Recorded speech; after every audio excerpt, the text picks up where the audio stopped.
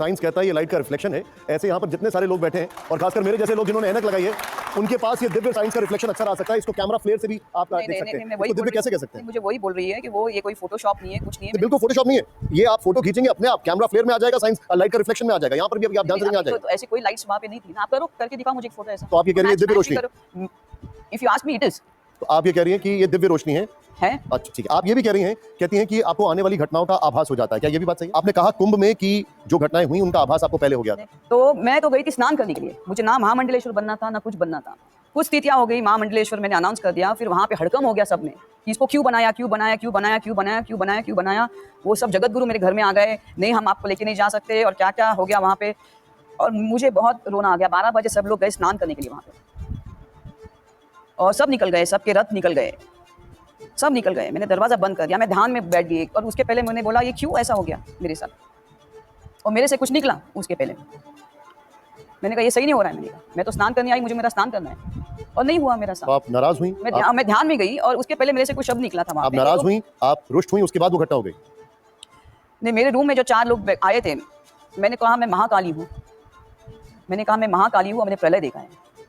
बस इतनी वाणी मैंने की। मैंने कहा आप जाओ। मैंने दरवाजा बंद किया। मैं पूरी रात सुबह 1 से 4 बजे तक मैं ध्यान में थी, समाधि में थी, और मुझे 4 बजे फोन आता है उसी आदमी के, उनके, कि आप महाकाली हो स्वयं, हमको क्षमा कर दो। मैंने कहा क्या हो गया? मैंने कहा नहीं, ये इधर सब लाशें बिछाया ये हो गई है और हमारा स्नान रद्द हो गया है, हम सब वापस आ रहे हैं। और ये लोग 7-8 किलोमीटर चल के आ गए वापस। और मैं कसम से मैं बहुत परेशान थी। मैंने 25 साल तब किया, मुझे स्नान से कैसे आप रख सकते हो? मुझे माफ कीजिएगा, मैं आज भी क्रोधित उस चीज की। मैं स्नान करने के लिए आई थी, मुझे ये सब ये नहीं था। फिर वहां से स्नान 7 किलोमीटर ये लोग चल के मेरे रूम में आके बैठ गए, और मैंने, और सब माफी मांग रहे थे मुझसे।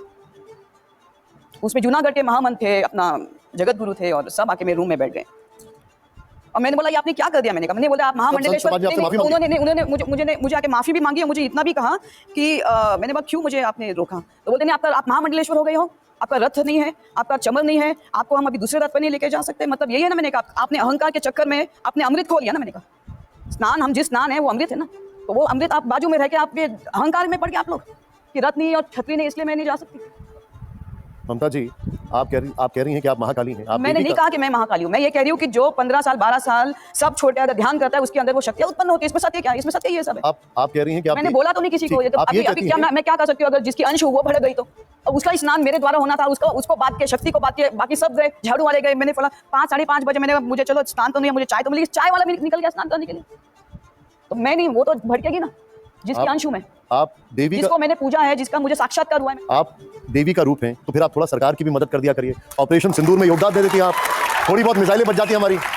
प्रायोजित षड्यंत्र है, दुखद है, हृदय विदारक है और अकल्पनीय है, पर इसके पीछे बहुत बड़ी साजिश छुपाई गई, अफवाह उड़ाई गई, बात कुछ और थी, बताई कुछ और गई।